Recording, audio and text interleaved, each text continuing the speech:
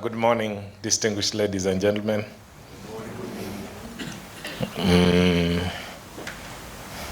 I'm happy to be here this morning. I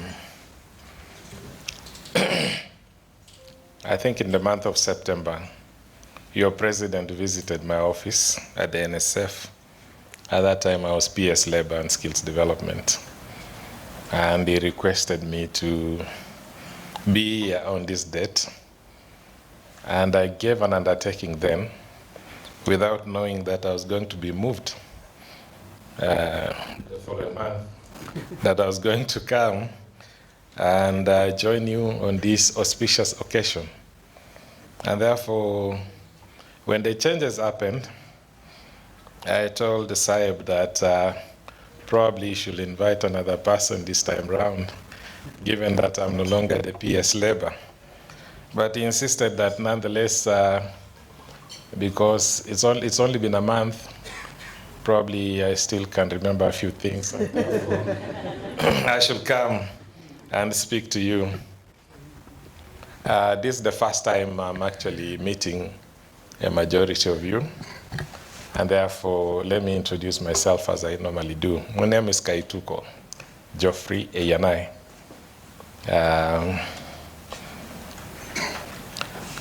Currently, I'm in a very new space. Everything there is new. Compared to labor, is traditional, it's established. A blue economy and maritime affairs is new. When you visit me, I was telling Saib, you'll see kila kitu ni mpya. It's a new sector, it's a new ministry. Everybody says it's a new frontier, but it's exciting.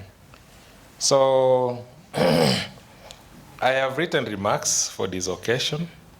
You will allow me to read them, and then I'll say one or two things.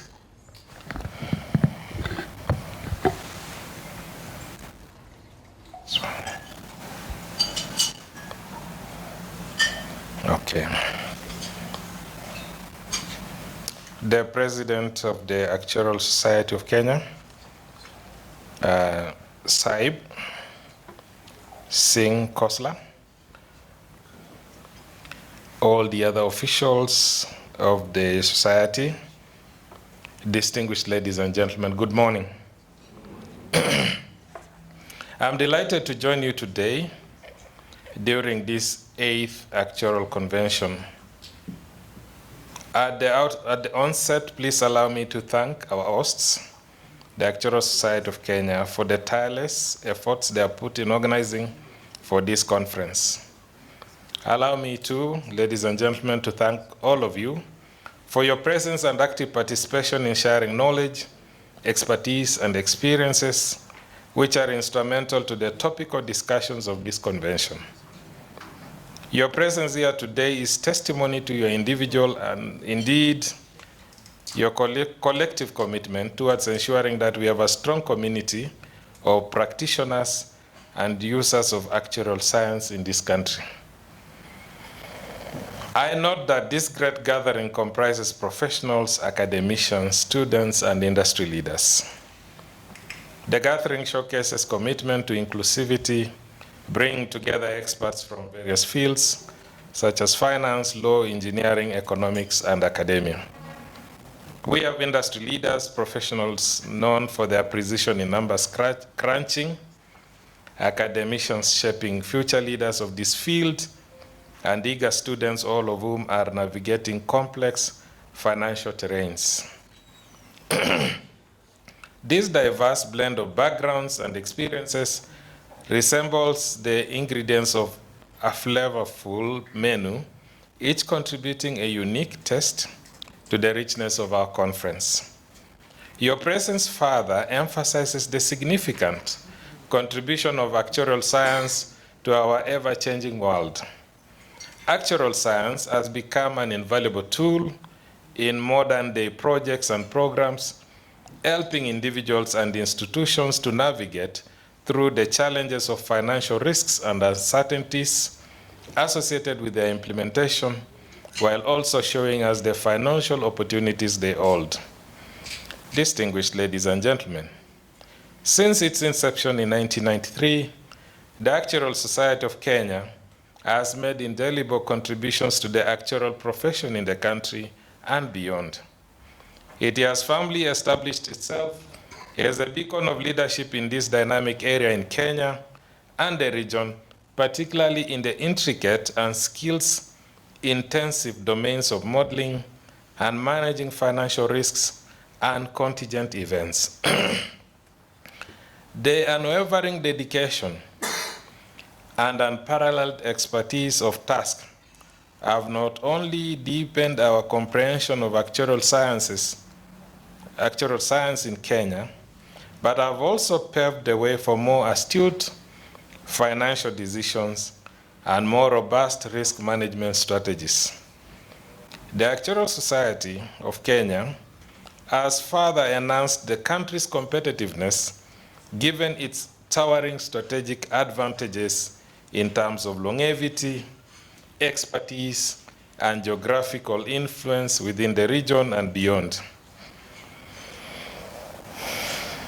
Distinguished ladies and gentlemen, we live and work in a world full of uncertainties.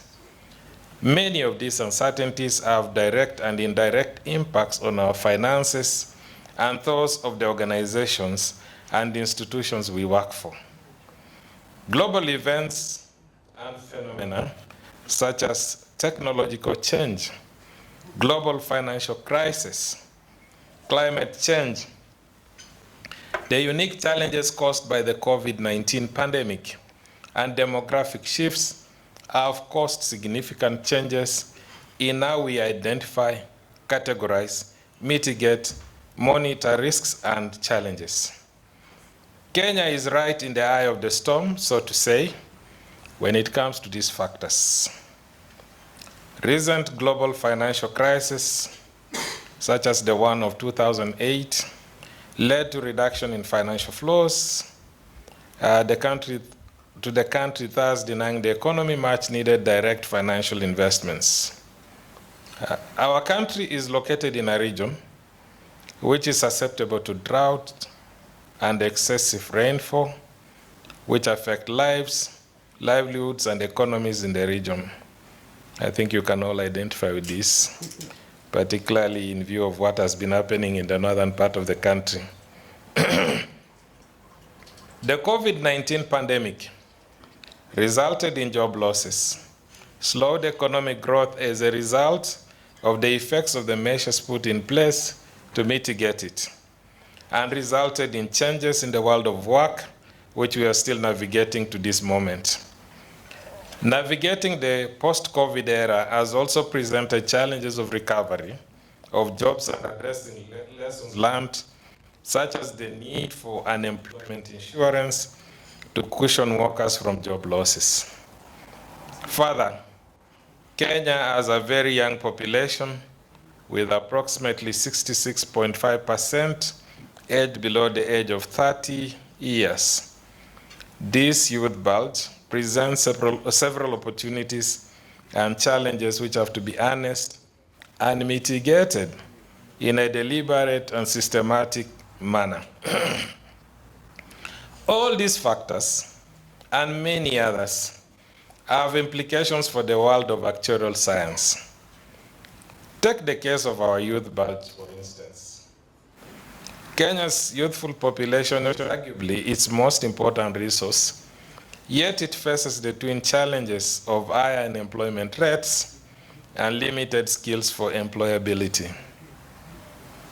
Actuarial scientists, therefore, have a role to play in assessing the economic impact of this demographic phenomenon and in developing models which can be used for designing programs aimed at accelerating job creation, enhancing social protection, and indeed increasing the participation of youth in economic development. In addition, actuaries can help to ensure the sustainability of pension funds, enabling workers to retire to comfortable and meaningful lives in old age. They can further anticipate labor market trends and help formulate policies which adapt to the changing nature of work. This is vital in addressing issues such as income inequality and enhancing access to job opportunities for all. The rapid progress in information technology, IT, has opened up new opportunities, especially in dealing with cyber-related risks. Actual science experts are urged to remain vigilant, providing organizations with a clear understanding of their cyber risks. With the government's push for automated services, this convention provides an ideal platform for updating our approaches to managing cyber risks in this age of advanced technology. Climate change, as I've mentioned, is a clear and undeniable fact, bringing with it a host of unique risks and uncertainties. The El Nino phenomenon, or phenomenon as predicted by our weather experts, is finally here with us, with its attendant risks. Moreover, Kenya is witnessing the growth of industrial zones characterized by diverse industries, manufacturing facilities, factories, warehouses, and the associated infrastructure where industrial operations occur. Actuarial experts are at the forefront of this effort, promoting environmentally friendly investments by carefully assessing the risks involved. In this context, I challenge the practitioners to conduct thorough research and documentation of the risks associated with climate change, providing a clear understanding of its future impacts and potential solutions. I am highlighting some of these factors, not only to demonstrate to this distinguished gathering the importance of actuarial science in this country, but also to challenge the Actuarial Society of Kenya and its members, the academia, students, and all actors to expand your operational horizons and to play a more active role in the various spheres of this country's development.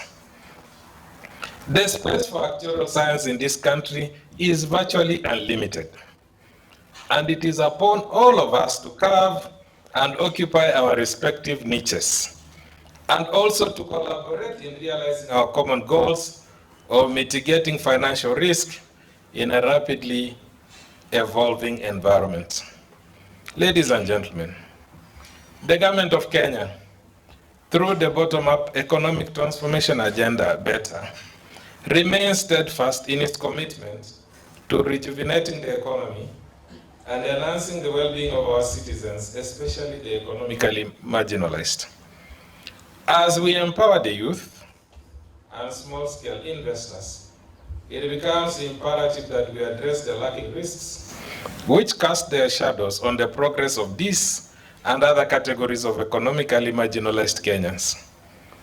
Time is therefore ripe for us to redefine the contribution of actuarial society to our country. The risks we face continue to evolve and have extended their reach.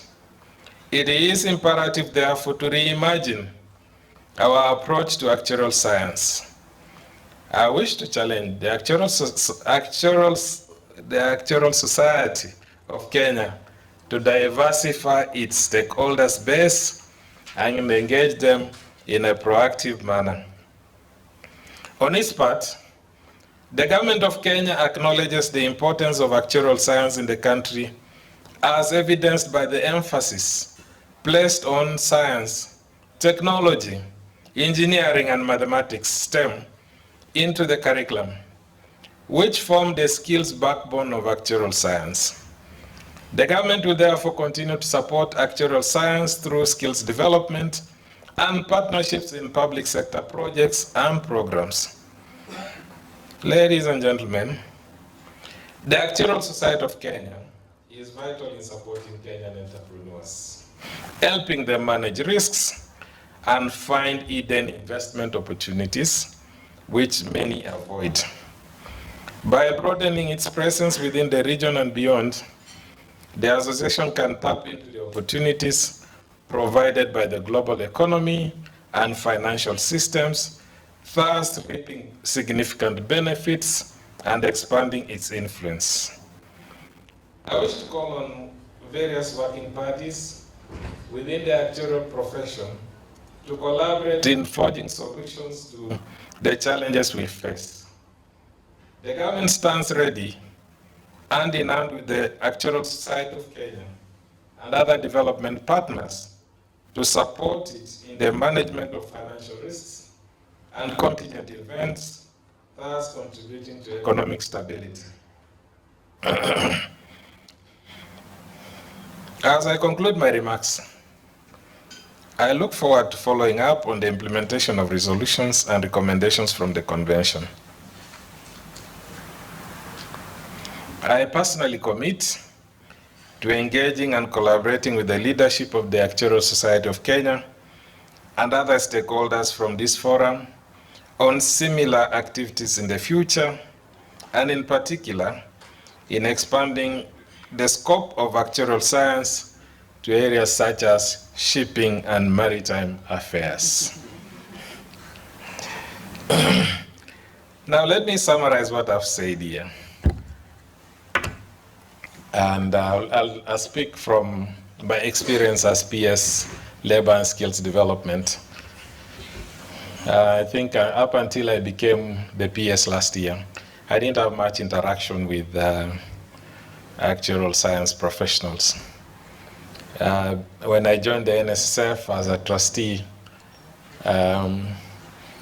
there was one challenge we faced, and that is what we call the legacy issues of the NSSF.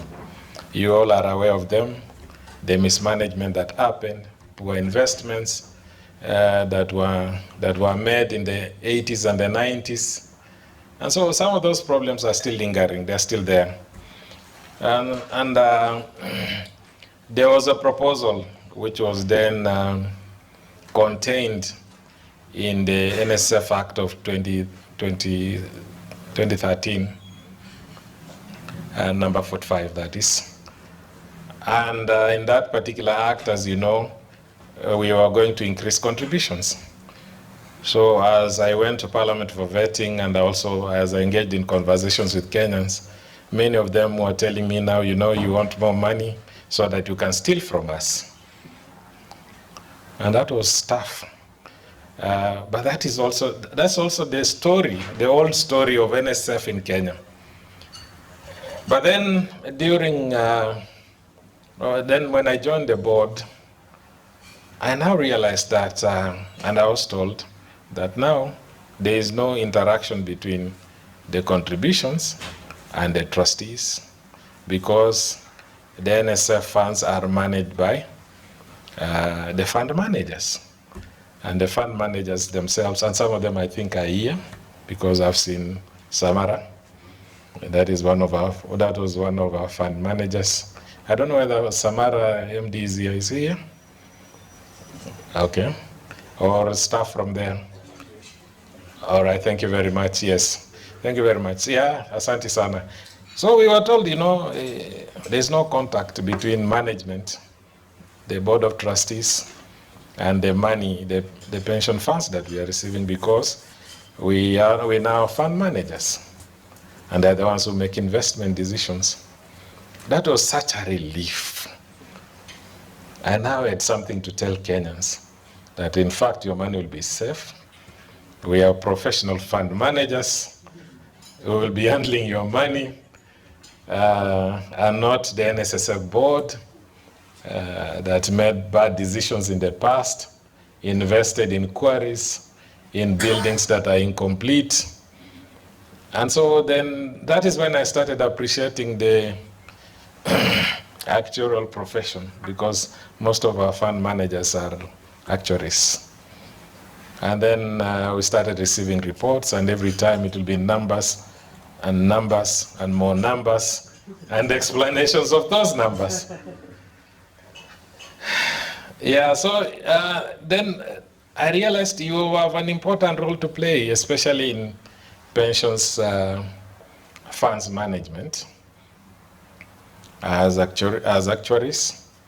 And then I also learned that you are big in the area of insurance. I suspect that a good number of you work for different insurance companies as actuaries. And you know, that's now when I realized, so this is a serious profession. You know, during our time in school, it wasn't among the choices. We were in high school when we were trying to choose subjects to do in the university. We had law, we had BCom, okay, engineering, medicine. Actuarial science, I didn't see it. Maybe that also betrays my age. Yeah, so, not that I'm old anyway. But all I'm saying is that this is a field that has grown in the last 2 decades or so. And now you're playing an important role in our society. Then secondly, I took a trip to Tanzania in the month of April, where really NSSF, PSSF, their pension funds are big. And they have certain products which we don't have here, like unemployment benefits, for example, disability benefits, as part of their social safety nets. I know some of you have an experience of working with NSF Tanzania, PSSF. And NSF Tanzania and PSSF have done very well. I actually told our team in Nairobi, you people think Tanzanians are behind? You're in for a rude shock. Tanzanians are actually ahead when it comes to social security. They have built a big bridge. They are financing major projects. Some of these projects that, you help plan. If you go to Tanzania now, they fund infrastructural projects, the SGR, the roads, the bridges, as I mentioned. And still, the pension funds of their members are secure. They don't have a history like ours of mismanagement and abuse of pension funds. And so therefore, I thought that we as a country have a lot to learn even from our sister nation here.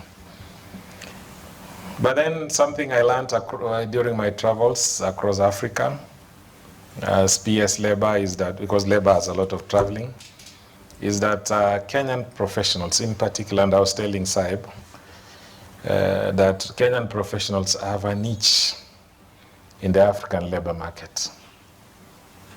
Whether you go to Abuja, you go to South Africa, you go to Sierra Leone, Addis Ababa, we have a niche. We are considered to be the best in this continent. And therefore, you actually have to take advantage now that you are even very few, very specialized. Probably most of those African countries don't have actuaries. It is time you spread your wings and served the African continent, because we have a good brand as Kenyan professionals. And then, so therefore, you have a very important role. As I've mentioned, the challenges we are facing today are very different, both in terms of magnitude and their nature. And therefore, we will need your knowledge and expertise. We'll need to leverage on it if we have to deal with some of these challenges as government and also as a society in a very competent way. And this means that whatever you're discussing here, whatever information you have and expertise, we need to utilize it as a country at every time. Yeah, so therefore, Mr. President, I don't want to bore your members. I really want to shorten my speech because I think you have only this day. I just came from a conference in Mombasa last night, and they have 3 days. I'm told you have only 2 days here. Maybe in future you should consider having 3 days. so that there is more time and space for us to even delve into, do a deep dive into some of these things that we are talking about in the speech that I've made, and also in the contributions that your members will be making. Otherwise, with those many remarks, I thank you very much for listening. May God bless you richly. Asanteni sana.